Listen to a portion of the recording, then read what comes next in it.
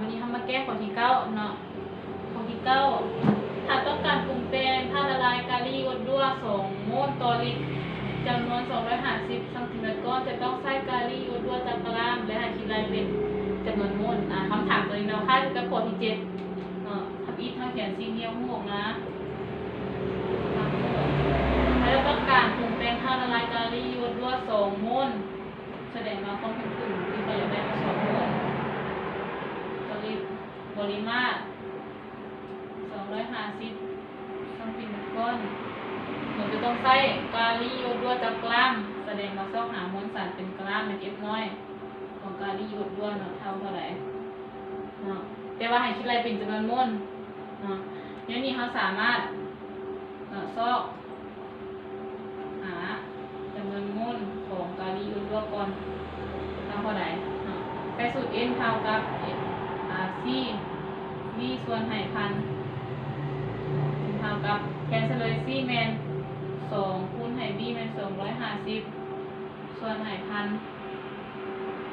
นี่ n เท่ากับ2คูณ250หารพันเนาะออกอยู่ 0.5 โมล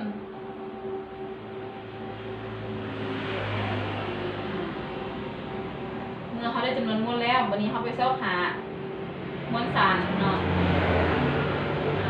อันนี้ซอกm เท่าไหร่เนาะฉะนั้นเขาแทนสูตรเลย m เท่ากับ m น้อยส่วน m ใหญ่บ่ซึ่งว่า m ใหญ่นี่เนาะแม่นมวลสารโมเลกุลของกะหรี่ e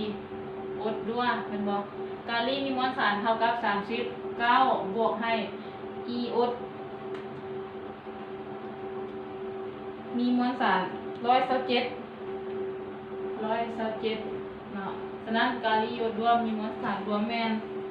166เนาะความแล้วก็มาแทนเลยเนาะต้องหา m เท่ากับสูตร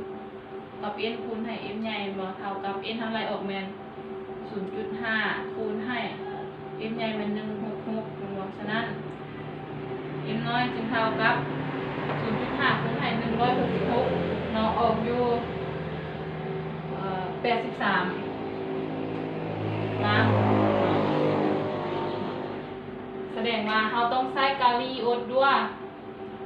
83กรัมเนาะไปละลายในธาตุละลายให้ได้ปริมาตรอยู่250ซัมติเมตรก้อนเนาะมันจึงจะได้ความเป็นกลุ่มอยู่2โมลเนาะอันนี้เป็นข้อ9